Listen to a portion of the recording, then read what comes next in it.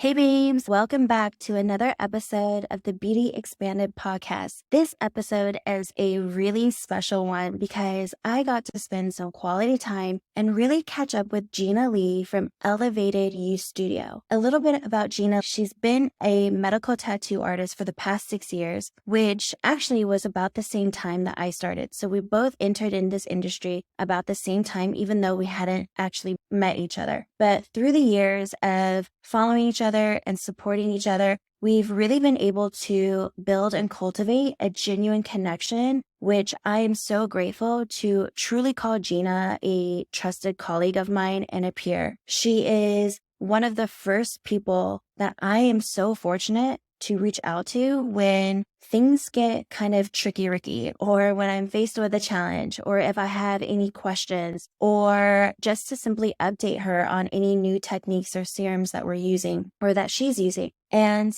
what makes it so interesting is that have never met Gina Lee in person. We have each other's cell phone numbers. We'll send voice notes to each other back and forth a few times a year. But every time I connect with her and speak with her, it's like we've been best friends for a really long time. And the longer that I'm in this industry, the more that I see that, unfortunately, I feel is very rare, that finding colleagues and peers in the same industry as you is not really an easy thing to do. And maybe you can relate.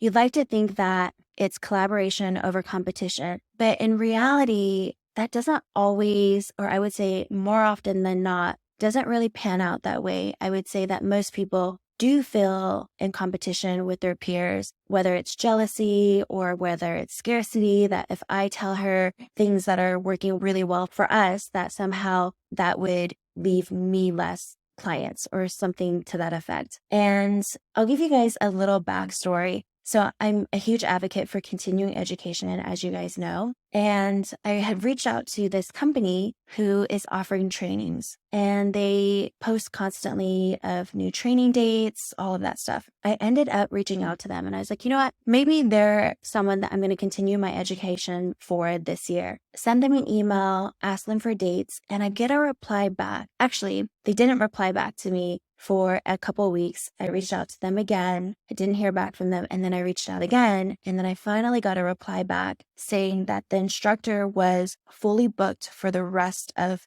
2024, which I thought was really odd because they had just recently posted on Instagram new training dates. So when I replied to that email, I thanked them for responding and then was just curious does that sound right? Because I just saw that you guys posted on Instagram new training dates for April and May. And then I just get a really quick reply back saying, yep, we'll let you know if anything opens up.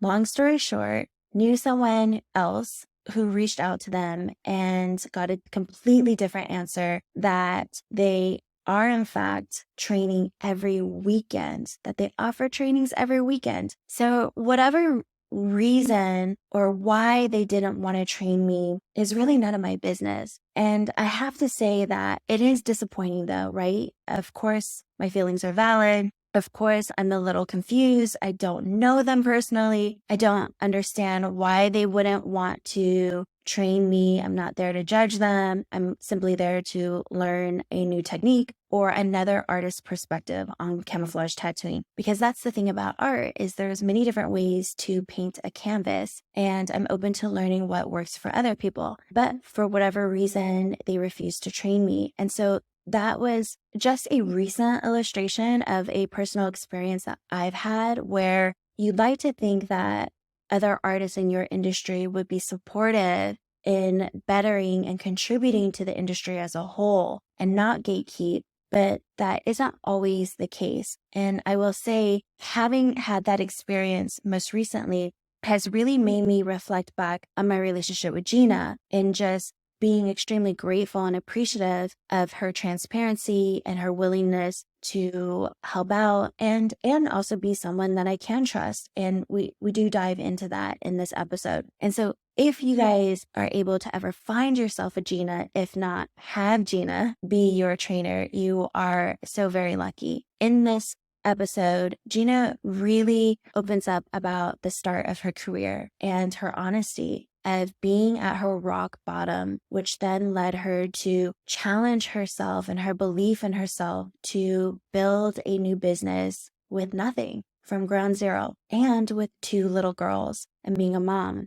I think you're going to find her story really inspiring. I think you'll also find that she's an incredible trainer with a ton of wisdom, a ton of experience, and more importantly, a passion for doing good work and offering knowledge and a viable business to her students. You can tell from this episode and this interview that she really means to do well by her students. And I, of course, highly respect that about her. So without further ado, let's dive into this episode. And if this is something that you found to be really valuable with the information that we share, I would love to know. I'd love to ask for a review on the podcast itself, and also just showing Gina some support. Give her a follow, send her a message, share the podcast episode on your IG stories, tag us. I'm sure she would love to know. I hope you enjoy.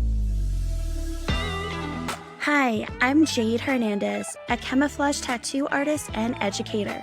I help beauty bosses effectively market their business and become the authority in their field, close more leads, and make more money. In the past 6 years, I've launched 2 successful beauty businesses to multiple 6 figures with over 100 5-star raving reviews and several media press spotlights. While most marketers will tell you to hustle and work harder for success, I'll show you how to create more value from the inside out so that you work less, make more, and truly expand and transform your business and life. This is the Beauty Expanded podcast. Why don't we just go ahead and start? Because I actually don't know how you got into paramedical tattooing, and I don't even know what you were doing beforehand. So I'm really excited to hear this story. Absolutely. So I do have a quite interesting story, my life story, but which led me into trying to manifest something good for my life. So when I discovered this career path, it was 2018, and I was in a really rock bottom of my life, coming out of divorce. And then I jumped right back into this new relationship, which practically left me nothing. It's instead of trying to build my life back up after divorce, I panicked. I just panicked. I didn't know what to do alone by myself with 2 daughters. I have 2 teenage daughters now. So I went right back on Match.com and found this man. And then that didn't go well either. After a year and a half being together, I had to leave the man. When I left him, it just completely left me. I had to leave empty hand with nothing. I literally moved into this tiny apartment with 3 mattresses and coffee table. And I tend to, people who have like a traumatic child who will sometimes experience this self-sabotaging throughout the lifetime. That's what was going on with me. Then I didn't know what I was doing to myself. So making these wrong decisions, coming out of it, and then trying to heal myself, I just knew that I was more than my past or my sadness or the traumatic past experience I had. So I kept praying and praying and praying. And then I came across this YouTube video of Canadian tattoo artist who was a burn victim, and she ended up camouflage tattooing on her burn scar, like throughout the course of 2 years, I believe. It was a great PR. I know it's a PR, but her story really inspired me, seeing that she didn't let her trauma stay as trauma. She became somebody who's now helping these burn victims. All these burn victims all over the world were flying to her to get treated. And then she made a light out of her trauma. So I needed to hear it at that time of my life. And then since then, I just started looking, how can I get into this? So in 2019, I took my birth training. Since then, I'm here. But throughout this divorce and everything, what I was doing then was I used to own a pet store. I was a pet store owner selling dog supplies and little puppies and little animals, completely different from what I do now. And it was interesting. And before then, I was a copywriter, but this was in Korea. Yeah, because I came to United States. I was 27 27. I was pretty much an adult. I didn't speak much English when I came. And now I'm 27, 20 years later. I found my home. But then I had a plan to go back to my country and then get a better job and get promoted because things in South Korea back then, there were like a lot of discrimination against women when it comes to getting promoted at jobs. So I needed that degree. So I wanted to get the degree and go back to Korea. But then I met my ex-husband and then life took a turn. Yeah. So when I discovered this career path, I just knew there's just something that I couldn't resist. I knew this is what I wanted to do. Yeah, I didn't have any art skill other than those art schools my mom sent me as a child that I enjoy going there, but I had no intention to make artistic skills as my career. And I was just working in companies as a copywriter in advertising agency in South Korea. Fascinating. You had been through the divorce and then the new relationship that you lost everything in. Obviously, there was a moment where you're like, okay, I'm more than my past. But what helped get you there? Because I feel like a lot of people can relate to overcoming some adversity, but not then actually make the best out of that. And so were you diving into personal development at the time, coaching? Like what kind of like really helped support you? Because it sounds like you didn't have a ton of support being a single mom of two kids. So what actually helped you, I guess, believe in yourself? Because I think that's one of the hardest things that people have to face. I totally agree with you. So I guess that was a blessing from God or this higher power because the biggest enemy to myself then even till these days too is myself from getting rid of negative thoughts. I didn't have money to go get therapy. And for the longest time, it was just like the longest battle. So going through the divorce and everything, I then already had lost all my support from my friends because when you're in such a bad situation, because it was a long process of custody battle. So when you go through such a hard time, long time, you just carry this negative energy and people don't like that. People just don't want it. They stop inviting you over. They just don't want you around happy moments anymore. So I realized, oh my God. But then thankfully, I had the self-awareness and I just needed to find how I can get out of here. So I couldn't see, just like everybody else, what's going to be in 3 months. I can't see what's going to be in 6 months when I'm in such a darkest place in my life. How can you see that far? I'm surviving today. So the only thing I could do is try to find the channels, anything available in YouTube, everything available in podcasts, everything available for free that I could keep reminding myself positive thoughts and reinforcing myself to stay positive. Okay, if I didn't find the solution today, there's going to be a solution tomorrow. If I didn't find anything that resonates with me in terms of what I want to do with the rest of my life, and am I going to really be able to do it? Am I capable of doing it? From all these years of growing up in South Korea, I don't know if you're familiar with South Korean culture, the parents tend to criticize children. It doesn't give you good self-esteem. 100%. You always doubt yourself. You always feel like it's your fault. You're always blaming on yourself. So then here I am again, doubting myself. Can I really do it? I felt like I was a failure at that. I failed the personal relationship. I couldn't even do this. Can I really succeed in the new career? So every moment, I'm not joking, I had a rubber band around my wrist. And every time I see myself thinking about, oh my God, I don't want to go on like this anymore. I'm such a loser. I'm such a failure. And any negative that comes to me, I will literally like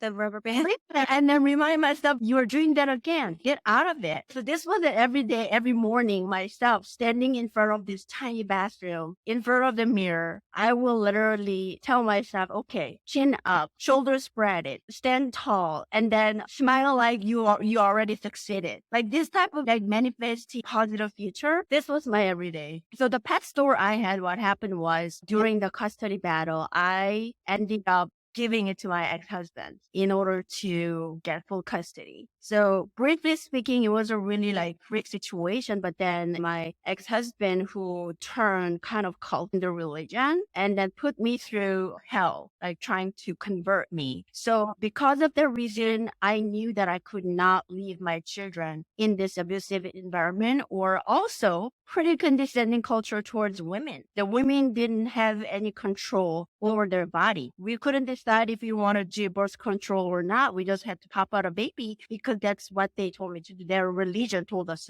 to do. So I couldn't agree to it. So that's why I fought so hard. As a result, in order to keep my kids full time, I had to give him everything. I gave him house. I gave him business too. So I didn't have anything to build up to. So I had to start from ground zero, like complete ground zero. When you say that you started in ground zero, that's an incredible story. So congratulations for overcoming that. That's really inspiring. When you had to restart from ground zero, because I'm making the assumption that a lot of your students that come to you, they may have some similar stories of hitting that rock bottom and beginning to doubt themselves. Can I really do this? Can I really make a career out of this? Can I actually make money out of this? So when you were at rock bottom, did you get any business loans? How did you manage to pay for your training? So this was a crazy part. So I did anything I could do to save up that first $5,000. It was the money that I could buy snacks for my kids. It was the money that I could use to take my kids to fun birthday activities and throw nice birthday parties. I didn't do any of this. Any extra money I had, my class and my education was first. I had to put that aside. And after a while saving up that money, I took my first course, 5 days training. It didn't really teach me anything. It just didn't teach me. I felt like it didn't go in depth. I remember feeling when I left the class, oh my God, what did I do? This was a huge mistake. And again, I could have thought, you see, did that again to yourself. You lost that money again. But I didn't think that way. I decided to believe in myself. I decided to believe in my gut feeling and said, okay, I made a mistake not doing enough research and training. This time, I'm going to save up another $5,000, but then I'm going to do research in the meantime. Yeah. So I kept going. So most of people would have given up then. But I just knew this is what I wanted to do. I had to do this. I can't describe that strong connection I felt toward this career. So I just kept pushing. I did nanny, dog walking, mommy helper, driving other kids while I'm carrying my kids in the back. Anything I could do. Virtual assistant to companies in South Korea, translation for the Korean tourists who come here for work, or anything that I could do. I was on internet constantly trying to find part-time gigs. When you were building up your business, obviously where you are today is going to be different from even last year. But when was the turning point for you to be like, oh, I'm so glad I didn't give up. I knew it. Or when was that moment? Was that roughly a year later? Like, how long did it take you to build a stable enough business that you didn't have to work 10 odd-end jobs? I'd say it was many years. First, I would say 2 years, because first 2 years, even though I did make more money. So out of all those jobs, like the side gigs I was doing, because my kids were still young and I didn't have anybody to pick up and drop off my kids for their activities in schools and things like that. So I had to do something around their schedule. So I was making maybe about $7,000 a month, which is just, I was barely making ends meet. So after I took my first training and then got licensed, and then I looked for a room inside a little hair salon. I was renting a couple of days a week.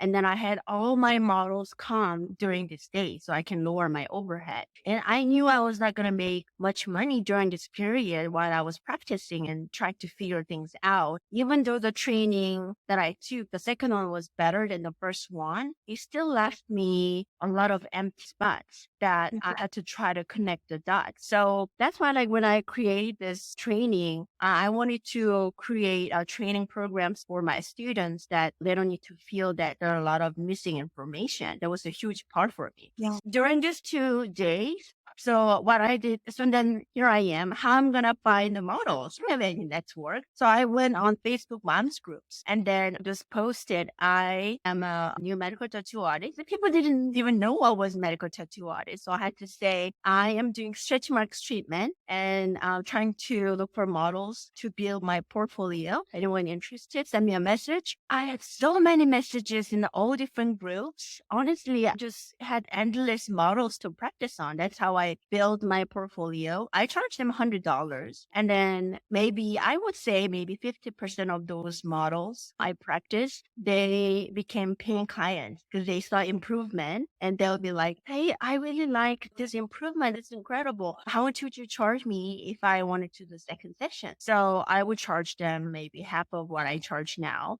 And then by the time I hit 8 months working 3 days a week, I made 7,800. So I quit all my side gigs. That was the scariest moment of my life. Like, oh my God, can I do this really? But I quit because I needed more time. While I'm doing that, I didn't have any experience in digital marketing, anything like that. I mean, I did have some experience managing account, things like that, but I wasn't good at making graphic, for Instagram posts, reels, nothing like that. So in this process, I had to keep taking all the free courses available on YouTube and get familiar with how to do Instagram marketing and Facebook marketing and all that and other aspects of online marketing available out there, Google ads and all that. So what I did in this process, another important thing I did was I made sure I put aside some money for more marketing. And then I put aside another portion of money for continuing education. So I kept taking education, training courses one after another. I think I have close to 18,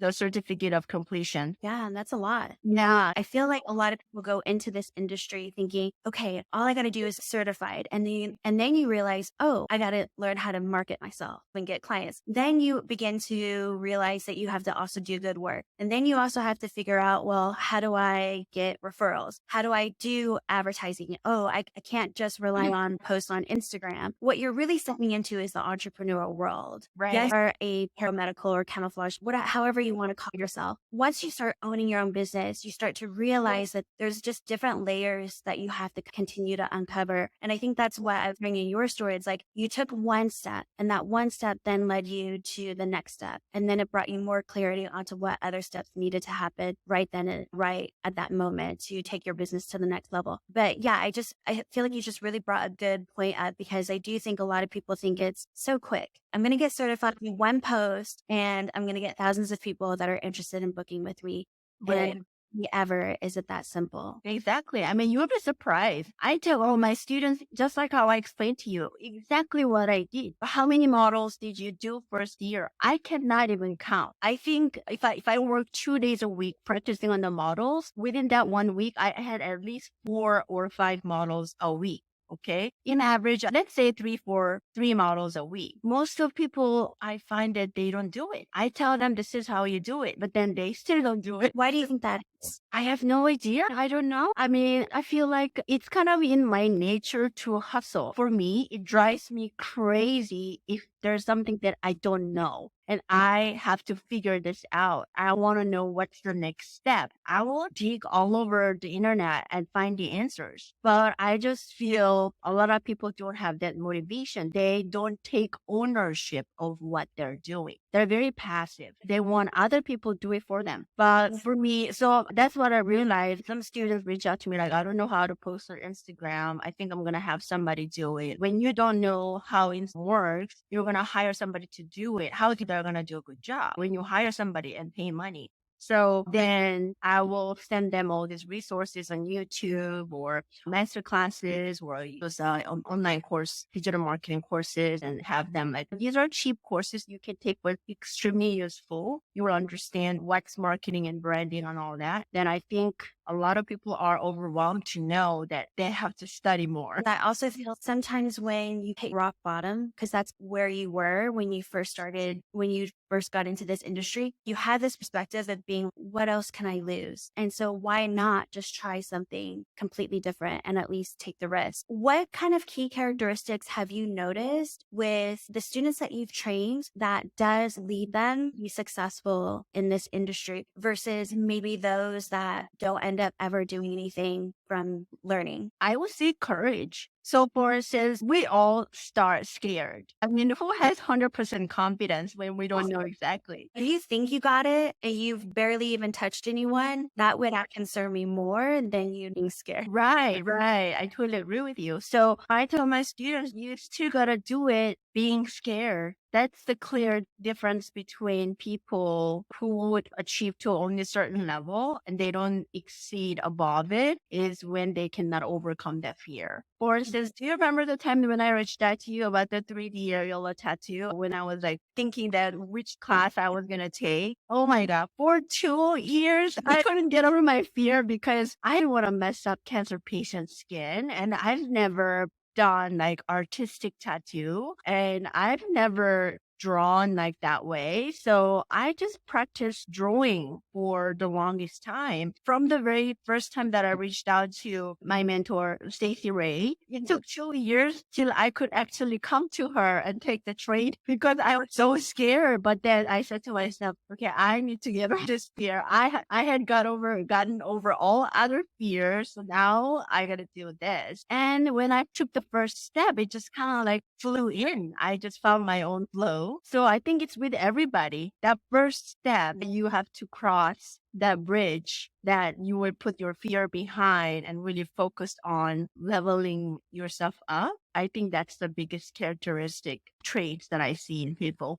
I see that too. And it's a muscle that you build, this continually work through, because even like you said, even after, for me, I've been tattooing for 6 years. And even at 6 years, I have a unilateral client coming in this month and I'm scared because I don't have a ton of experience doing unilateral areola tattoos. So for me, it's like that fear, I don't think it ever goes away. It will just change. And so you'll be confronted, new level, new devil, another level of your business, and you're going to be faced with a newer challenge. So here's something that we all experience. But I think what makes the difference between those that actually pursue this versus those that quit early is that the meaning that you give to your fear. So it's like you knew you were still scared and yet you still practiced and you put in the work. You didn't give it a meaning or make it mean that if you feared this somehow significantly, it meant that you weren't meant to do this, or somehow you took your fear to mean something as in like, don't do this. You obviously experienced the fear and then you still pursued it and overcame it. And I think that's the biggest thing is when people become afraid, instead of confronting it or overcoming it, they actually give it this weight and hold to mean that they shouldn't be doing this. Does that make sense? Yeah, absolutely. They start making an excuse, valid excuse in their mind. I start looking for reasons why they shouldn't be doing it as a coping mechanism caused by their subconscious mind that doesn't want anything scary. During the time that when I was like going through divorce and everything, I knew instinctively I have to take myself out of the environment I was at. And I just wanted to discover who I am and myself more. So I enrolled HMI, which is a hypnosis school. Like they teach you how to do hypnosis therapy. So there were a lot of psychologists, psychiatrists at school. I went there for a year and a half. I learned the power of the subconscious mind and then the conscious mind and how the relationship works in between. So I know when the self-sabotage kicks in, the manipulation from subconscious mind that it doesn't want me to get hurt, but then it's also preventing me from doing things that will be positive for my life because I'm scared. So I totally see that trait in people. But I mean, that's the thing. Like the fact that we are an entrepreneur, it's like not only talking about the technique itself, how tempestuous is it in this business environment? Instagram changing algorithm all the time. Meta is coming up with new structure. TikTok is going to be bad or what now? It's just every day something new. I'm figuring things out every single day. So I think we have to look at it as a blessing. Oh, wow. Okay. Let's figure this out. Like this type of attitude instead of, oh my God, another one. So that's what makes a big difference. And I am trying to improve that every day as well. Yeah, absolutely. So you've been in this industry for a while. What have been some of the trends and things that you've noticed, given the perspective that you started so long ago when no one even really knew what the hell this was? And now you're looking at it and you've seen how quickly it's grown. What are some things that excite you about the industry? And what are some things that you're more hesitant on that maybe not anyone else is seeing? Because I think a lot of people just, whatever they see on Instagram, they just instantly believe. Some of your concerns, and what are some things that you're really excited about? What I'm excited about this potential of this industry. I mean, given the fact that it just grew so quickly, I can't believe how many business opened up past 6 years. It's incredible to see. And what excites me is that even then, I think we still have more people who don't know about it than people who know about it because there are Yeah. so many people. And people who did the stretch mark, stream, or scar treatment in the past, they still need more sessions. They want to do touch up and then they look for different business to come. And then it's just a continuous flow of clients that we have in this industry. So the potential of this industry is what excites me really. Also, plastic surgeons started recognizing medical tattoo as a part of post-op. A lot of them want to hire medical tattoo artists in their offices, which before it just didn't happen. And there are also a lot of plastic surgeons are more aware that or thinking about how can we help clients after surgery with the scars. Whereas before they were just simply not interested. I used to have so many clients telling me exactly the same thing. My surgeons were just not interested in helping me with the scars at all, or they didn't have any method or technique other than laser. There's a limitation dermatology can offer when it comes to treating scars. So the recognition from the medical industry itself, I think it's huge. In the beginning, I think it may create also more jobs in the future. That's just how I think that people who don't want to jump into being an entrepreneur right away, there may be more opportunities that they could work in the clinic environment and build their experience and then open their own business in the future. So that's kind of what I envision in the future. And what scares me is that to see people who jump into the industry without realizing what's really involved. So if I see single moms or other people coming into this industry and taking my training, I tell them always, you don't want to quit your job completely right now because you have to build your business. And I share how I transition myself from doing all this multiple side gigs into full-time job. So I think that as trainers, we should be more responsible to be transparent what's really involved in opening your own business. And it's not for the weak, really. Well, Mhm. absolutely. Mhm. I'm going to ask you some questions, kind of spitfire. Mhm. What do you think of skin tone detectors? Oh, so the skin tone detectors, I don't really believe it. I'm going to be honest with you, okay? I don't really believe in it. In order for us to know, did I make a mistake? Is it a good color? You have to develop and train your eyes first to understand the warm tone, cool tone, undertone of the skin, the overtone of the skin, the dominating undertone of the pigments. All of the combination, it's just impossible to do camouflage tattoo without knowing this part of medical tattoo. So when you are just 100% depending on the machine, it's just gonna be never your technique. What happens if machine breaks? So even if you do want to use a machine in the future, because there are a lot of machines coming out from South Korea or here in the United States, is there has been always some sort of more a convenient, like a cheat sheet type of method. But I believe in fundamental. I believe in principle. I believe in basic. And that's what builds us the true artistry. And then other gadgets like machine and things like that can be built on top of it, but not as same level as the principle. Yeah. Mhm. I would have to agree with you, Gina, because I get that question asked all the time. And at the end of the day, and the gadgets could definitely change in the future, but the gadget that I know that they're talking about, the way that I think about it is in order to detect someone's skin tone, it has to go through some sort of tunnel for the algorithm or the technology to kind of like pick it up and then tell you what ink numbers or how much ink you need to put in. Versus me, the way that I color match is I can use natural light. And like you said, I have a trained eye to like look at an ink tone, take into consideration how their overtone's going to heal, how that's going to overlay above the undertone. And then I just look at like the natural light of how light, because light is always reflecting off of things. We're always looking at everything through the reflection of light. So what use natural light to see how it reflects and bounces off the tones in the skin. Me, same thing. I'm a huge believer of teaching the fundamentals and the principles. I'm going to teach you how to color match anyone and everyone so that you're never, hey guys, so in this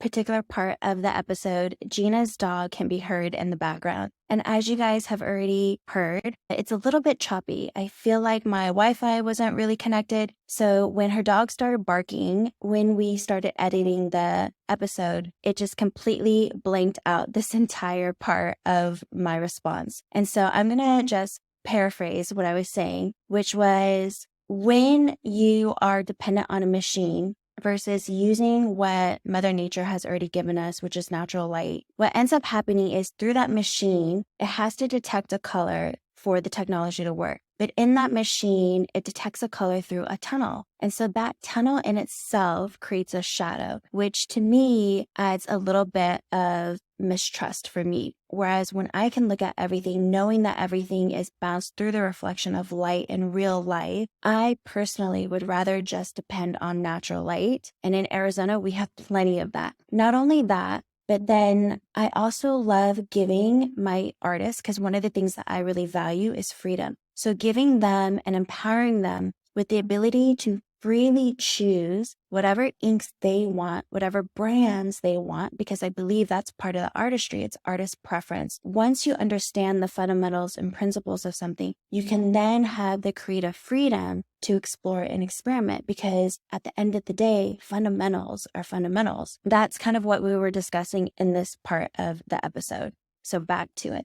Oh crap, I'm only limited to X, Y, and Z, and I can only buy this brand because this brand is associated with this machine and so forth. Exactly. Yeah. That's the exact reason why I don't go for it, because just like you, I want my students to be able to match the color with any brands out there if necessary. I'm constantly testing out new different color tone to see how it heals. How are we going to add green hue? How are we going to add more orange hue? There's just so much more to it other than following what the machine tells you. And not only that, even the machine is not advanced enough to tell you exact color, and you still have to tweak it. You still have to have an eye to be able to detect, oh, there was too much pink in there. There was too much orange in there. It's too warm. How are we going to neutralize this to make it a little bit cooler, to make it more realistic? You don't learn this if you're using the machine, because you're just following what machine is telling. So yeah, that's my opinion.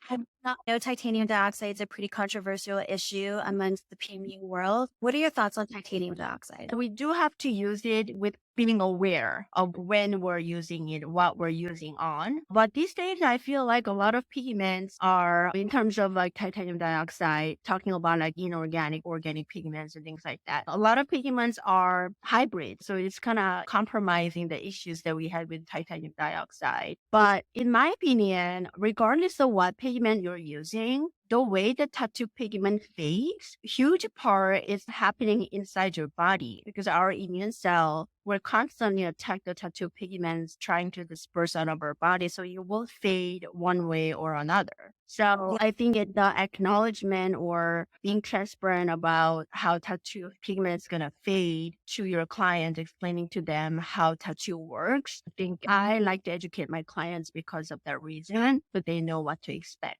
What are your thoughts on hyperpigmentation? Hyperpigmentation, as we all know, is a natural part of wound healing process. So I prefer to have a solution for hyperpigmentation if anyone is worried about post-inflammatory hyperpigmentation after the treatment. So I like to incorporate like a retinol or potent melanin inhibitors, the list of them, and in aftercare. After a certain period of time, when skin is not too sensitive to use these harsh ingredients, I find it pretty effective. I do have, I would say, literally just 2-3 clients a year, maybe, that took a really long time to heal, even though they use these aftercare products. Other than that, I do find that these aftercare products definitely help with those of any clients who may be concerned about it. Okay. And then last Spitfire question. And I know we've had conversations off script about this, but thoughts on tattooing over dark scars? Mhm. Well, so to be honest with you, tattooing on a dark scar with pigments has not been my favorite way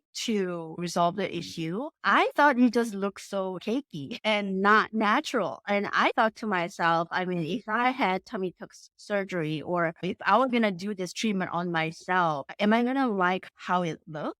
The answer was no. So I thought, okay, maybe it doesn't look natural to everybody too. But then it was very surprising to me that some people actually liked it. So I think that's a part of the reason why that camouflaging dark scar is becoming a sort of a trend. But the dilution of the ink is so crucial so it doesn't become cakey and patchy. And I do see some good result. I do make some good result on certain types of skin, but I still prefer to do the preparation phase before I could do camouflage tattoo on dark scar by lightening or doing the scar reduction. Yeah, I would agree with that. And I definitely agree. It is the new trend right now. As easy as it looks online, just over some white ink over dark scars. Gina made a really good point in saying that, I'm talking to listeners, is there's the dilution component to that. So it's not as easy as just taking white ink and slapping it over a dark scar for it to be able to build and for it to be able to look as natural as possible if they are going that route. I mean, I think that's where a lot of people are, again, kind of like skipping corners, thinking, oh, let me just put some white ink over a dark scar and hoping for the best. Right. And also, don't forget, this is reason why I like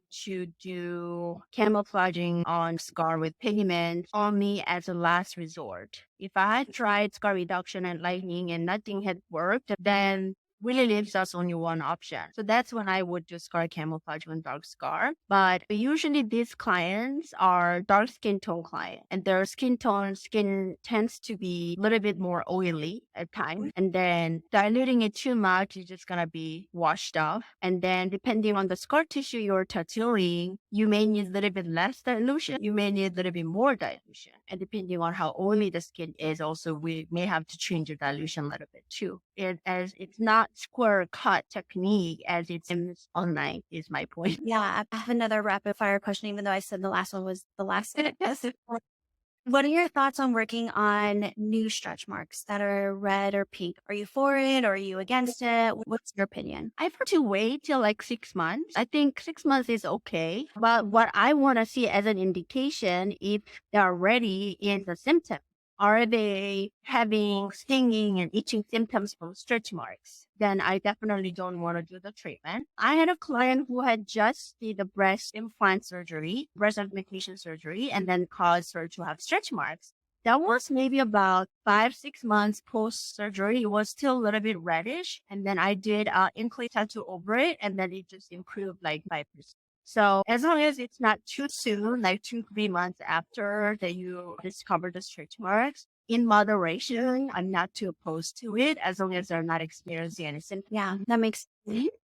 All right, Gina. Obviously, we've both have gotten to our careers by being a brand new artist, like all of our students. We all started where everyone else did with zero experience. And I feel like a lot of people, I don't know about you, but I get a lot of messages online from people who are seeking out more training because they have all these unanswered questions. So they end up training and then still have more questions than they do answers. And it's almost a rite of passage, not like it's a positive thing. So I don't want to like make this sound like, oh, you got to go through a really bad training in order to like make your way into this industry. Because I would hate for anyone to have to go through that. But I will say though, to be fully transparent, it does seem that 80% of people who do learn some form of camouflage tattooing has had an experience or two, or maybe even more of some poor training. So from a trainer standpoint and also from a student standpoint, because you've experienced poor training in the beginning, what are some things that you wish people would be more mindful of or aware of when they're considering getting trained in this industry? Like, what are some things that you would say they need to look for in a training program, in an educator? Because this is a big investment for a lot of people. Absolutely. I have a lot to say about that. I would say the first thing is that instructor should be actively seeing clients, not only training. If the trainer is just training and they're not seeing any clients, how are they going to be up to date on newest ingredients, newest technique? They're going to run behind.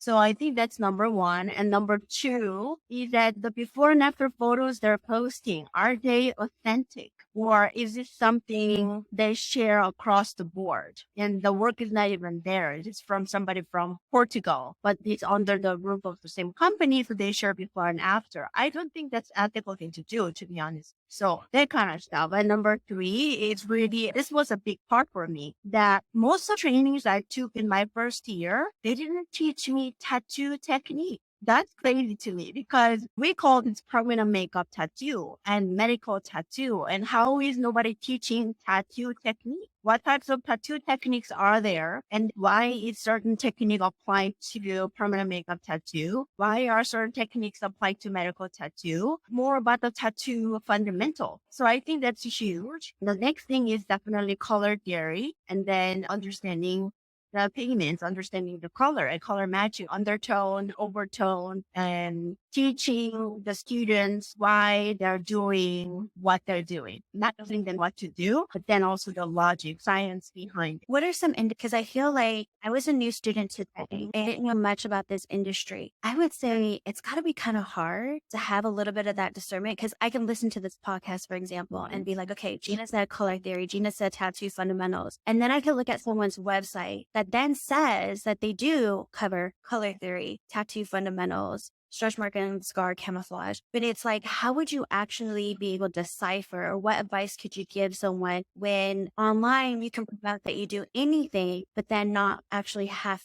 any, you don't really have to prove it until obviously you go through the training and realize, oh man, color theory was like really vague, or we barely touched on that topic. Cause I've heard of that too, where people are like, I trained with someone that said that they covered all this and we barely covered it. I totally understand what you're saying. I think the indication could be really looking deeper, asking deeper into what type of tattoo technique are you teaching. If somebody doesn't understand reshading, color packing, or stippling on how are they using the specific technique over what type of scars, in what occasions, that could be an indication for me. As we all know, the camouflage tattoo, in my opinion, gives the best natural looking result when we don't create a pattern, right? We break up the pattern using different type of layer and different technique. But if you don't understand this different technique, what it does, how it looks on the skin when you use this specific technique, how are we going to tattoo? I don't understand that whole thing. So it's missing such an important part of the education as a camouflage tattoo artist. So I guess knowing what questions to ask, really knowing, well, like what is the difference between permanent makeup tattoo and medical tattoo, and then what are the tattoo techniques, what are tattoo physics, how does really tattoo work? I think that may be a good idea. What do you think? What about you? Yeah, I would agree. I think you got to take the time to actually get to know your trainer as well and not be afraid to ask those questions. And if they give you vague answers or they kind of brush you off because they're too busy or whatever the case may be, I think those can be really good indicators too that they're brushing you off or being really vague on those answers on a call that you're wondering about. Then I think oftentimes like how people do one thing is often how they do everything. And so that's a really good indicator that the training might also be kind of brushed off on those topics that may not interest them or that they don't want to dive into. And so, yeah, I definitely think that's really important. I would say same thing, like if you've never touched a tattoo pen before, like I'm a huge believer and an advocate that you really got to learn that in person because it's really impossible for you to figure out how deep you got to go in the skin. And that's the benefit of having someone in person teach you is they can literally look at you, tweak your hand movement, the way that you're holding the tattoo pen and make you a better artist because you will naturally have some sort of skill set already, but they can really help manipulate that and improve that so that you're doing really good work. And I think at the end of the day, everyone forgets that we're always working on compromised skin. So this isn't helping, which means that there's a lot more risk in what we do. And if you're not trained properly, it's really easy to make those mistakes. Yeah, I totally agree with you. So I felt the limitations of learning online through camera. I used to have online training for stretch marks, including camouflage, but I don't have it anymore because of that reason. I just felt this is impossible because I just didn't know how I can teach them the skin depth, the vibration that comes from the skin. How deep is it coming from? How does it feel when needles are bouncing back because scar tissue is thick? And to know when to slow down your hand movement. The balance between your hand motion and the speed of the needle, all that stuff, it was just very limited. I couldn't teach it all through online. So the online training is given to my students as a review, like a refresher course, but I don't take new students for that reason on online training because it's so crucial to learn the posture, the hand movement, the mechanical movement of your arm, all that sort that included in learning medical tattoo. Yeah, it's like learning any new skill. Like if you learn how to play the piano, you got to first learn how to do it slowly so that you can do it fast. And I just think that in person, if you're brand new, you have to learn how to do it slow so that we give you that base to then be able to be a really great and faster tattoo artist. But then once you have those fundamentals down, I'm not opposed to online training, but I think that it's like right now, I would feel comfortable doing an online training in a somewhat different technique just because I still have those fundamentals in place. But without those fundamentals, I think it's really risky. And that brings me point where I've really been thinking, I've been kind of reflecting a lot on as I've seen students come into our program, as we've pivoted our training program and evolved it. One of the things that's come up for me, and I wonder if this is true for you, is what I've come to realize is that your first year as a medical tattoo artist is the most pivotal one because that first year is when you're trained and you're brand new. And if you begin to start making mistakes early on, you're already feeling insecure as a brand new artist because you lack the experience and you're brand new. So that 1 year is so important and we forget that. And I wonder if like now when you can kind of reflect back on your trainings and your students, if you can see that, because I feel like if you get trained properly and you have that support and then you start getting those wins, you start working on clients, you start slowly building up your confidence, like that is huge in your longevity as an artist. But that first year, man, if things don't go right within those first few months, I've noticed that people quit that first year. I totally agree with you. Yeah, definitely. I would recommend people do just only in person. Once they just want to like learn new technique, once their fundamental is strong in place, then yeah, of course, I take online training as well. So they could go for online training, but the first year to learn the fundamentals to understand. And sometimes if you don't have the fundamental in place, even when you are making a mistake, you may not even recognize you're making a mistake at the moment until it's healed. So that kind of information can be learned only in person training. Yeah. And speaking of mistakes, I'm curious to see what you tell your students. Because for me, one of the things that I tell my students is, look, mistakes are inevitable. I've seen some of my biggest mentors who have been in this field for 25 plus years make mistakes right in front of me, who I highly respect. From surgeons that I know have made mistakes. So for me, the way that I talk to my students is, it's not a matter of if, it's just a matter of when. But what happens or what's more important is what happens after that mistake is made. Do you have the support to reach out to try and fix it, to try and improve it? Can you make it right? Are you accountable? Are you taking ownership? Or are you ghosting your client and going MIA and avoiding it and pretending like it never happened? Or are you taking more continuing education courses to perfect your skills and to really own it in your craft? And so to me, it is it's going to happen. But what's more important is what happens after that. I cannot agree with you more on this because apparently also me as well, the mistakes I made in the past because of an effort that I put into trying to fix or trying to offer support and throughout numbers of sessions trying to figure out how I can help the clients, they actually appreciate it, whether they get the result or not. So I think that's a huge part as being an ethical medical tattoo artist and talking about running an ethical business is that I don't know about your area in Arizona, but here in LA, especially in the West Side in Beverly Hills, I have a lot of clients coming to me with not such a good result, camouflaged. Then what I hear from them is just mind blowing that they had gone through like 10, 12 sessions. There's no color. Not only if there's no color or it is completely off color, like coral pink on areola, like it's just completely off color, but then they've gone 12 sessions throughout a year and a half, the course of treatment. So I just believe that some businesses are doing that intentionally, which is kind of alarming. So I want to teach my students, look, we do want to make money, but we don't want to do this to people who are already insecure, right? So I think having an integrity at a medical tattoo artist and as a trainer teaching students to have integrity, I think it's also important part. Yeah, absolutely. When I look at some of the mistakes I've made, thankfully or grateful that through years of experience of tattooing, those mistakes do get smaller. Yeah.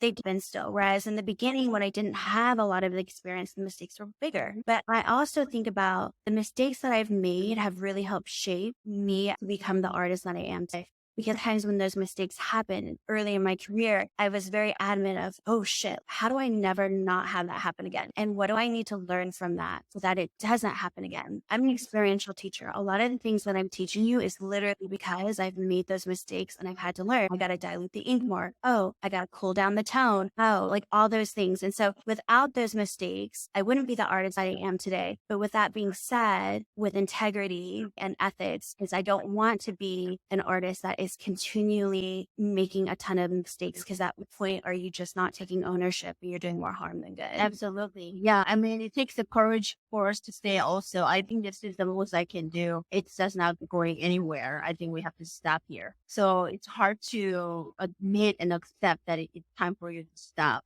That's kind of hard too. And then, yeah, I mean, the mistakes, I tell my students as well, I made all the mistakes for you so you can be too fast, but still they would have to make mistakes to learn. There's no other way around. People can choose either or, either that will let mistake overwhelm them and quit, or learn from the mistake and really improve your technique based on your mistake. So people have to consider. Yeah. Well, Gina, I loved talking to you. I don't want to take up too much of more of your time because we already went over the hour, but I really wanted to share with you guys. I was thinking about you today, knowing that we were having this interview. First of all, thank you so much for taking the time. Thanks for having me. Yes, of course. I think for me, I've been really fortunate and so grateful to have met you, because I would say being in the industry for as long as we have, because we kind of started around the same time, it's been so nice to have a colleague, like to have someone that I can call a peer and know that when I have those oh shit moments or when I have questions, that I can call you, text you, send you a voice note. And I feel like I trust you.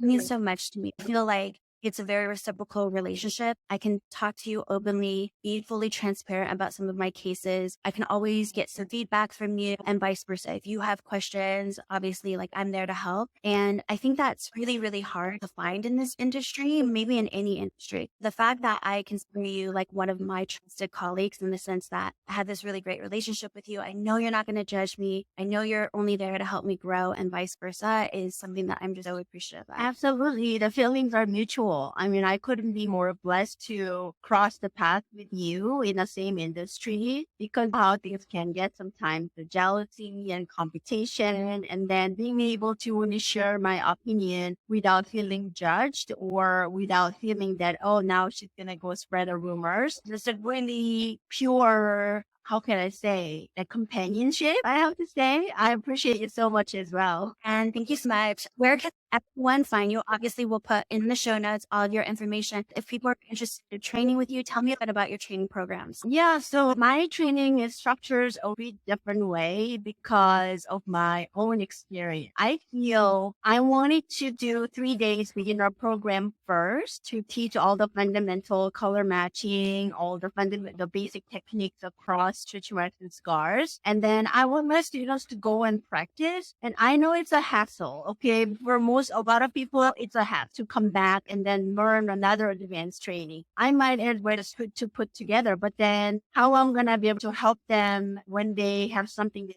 they cannot get good results. So once they go and practice on the models and the clients, and they encounter any challenges, they really come with the problems to me, so I can really laser focus on the techniques they're having trouble with and improve the technique to the next level. So that's what the advanced training is about. Are you most active on Instagram, TikTok, Facebook?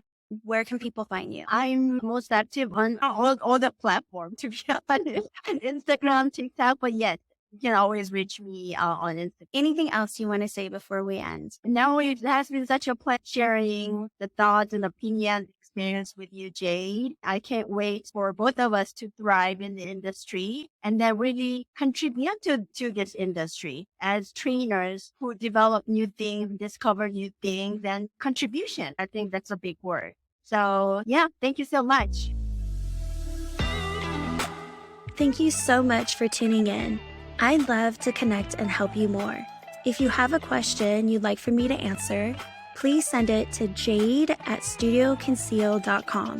That's JAYD@studioconceal.com, and I might highlight it on my podcast. I find what's often personal is most general.